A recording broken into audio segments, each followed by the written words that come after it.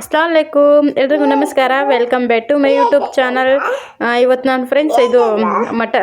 ಬಟಾಣಿ ಮತ್ತು ಆಲೂಗಡ್ಡೆ ಹಾಕಿ ಪಲ್ಯ ಮಾಡ್ತಾ ಇದ್ದೀನಿ ತುಂಬ ಸಿಂಪಲ್ ತುಂಬ ಈಜಿ ಕೂಡ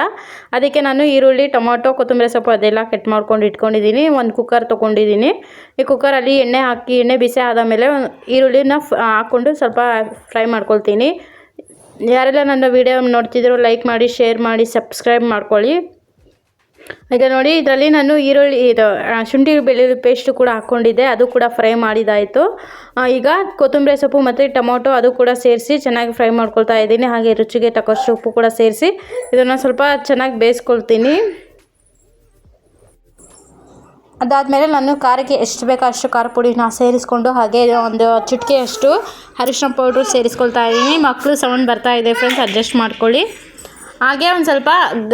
ಧನಿಯಾ ಪೌಡ್ರು ಕೂಡ ಹಾಕ್ಕೊಂಡಿದ್ದೀನಿ ಗರಂ ಮಸಾಲ ಪೌಡ್ರು ಕೂಡ ಸ್ವಲ್ಪ ಹಾಕ್ಕೊಂಡಿದ್ದೀನಿ ಇದನ್ನು ಚೆನ್ನಾಗಿ ಒಂದೆರಡು ನಿಮಿಷ ಮಿಕ್ಸ್ ಮಾಡ್ಕೋಬೇಕು ಆನಂತರ ಕಟ್ ಮಾಡಿಕೊಂಡಿರೋಂಥ ಆಲೂಗಡ್ಡೆ ಮತ್ತು ಬಟಾಣಿ ಕೂಡ ಸೇರಿಸ್ಕೊಳ್ತೀನಿ ಇದರಲ್ಲಿ ನೀವು ಕೈಮಾ ಕೂಡ ಹಾಕ್ಕೊಳ್ಬೋದು ಚೆನ್ನಾಗಿರುತ್ತೆ ಇಲ್ಲಾಂದರೆ ನೀವು ಸಿಂಪಲ್ಲಾಗಿ ಆಲೂಗಡ್ಡೆ ಮತ್ತು ಬಟಾಣಿ ಕೂಡ ಹಾಕ್ಕೊಂಡು ಮಾಡ್ಕೋಬೋದು ನಾನು ಇದರಲ್ಲಿ ಮೊಟ್ಟೆನ ಸೇರಿಸಿ ಮಾಡ್ತಾ ಇರೋದು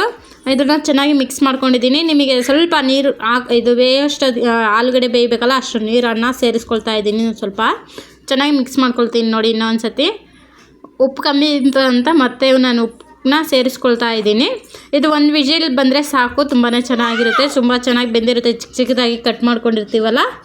ಚೆನ್ನಾಗಿ ಬೆಂದಿರುತ್ತೆ ನೋಡಿ ನಾನು ಇದನ್ನೆಲ್ಲ ಮಿಕ್ಸ್ ಮಾಡ್ಕೊಳ್ತಾ ಇದ್ದೀನಿ ಒಂದು ವಿಜಿಲ್ ಸಾಕು ಇದನ್ನು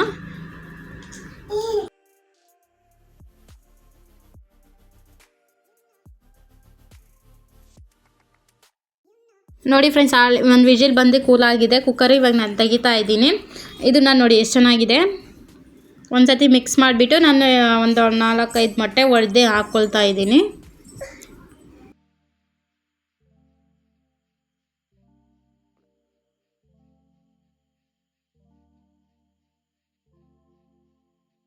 ನಾನೆಲ್ಲ ಮೊಟ್ಟೆ ಹೊಡೆದು ಹಾಕ್ಕೊಂಡಿದ್ದೀನಿ ಫ್ರೆಂಡ್ಸ್ ಇವಾಗ ನೋಡಿ ನಾನು ಅದನ್ನು ಮಿಕ್ಸ್ ಮಾಡ್ತಾ ಇಲ್ಲ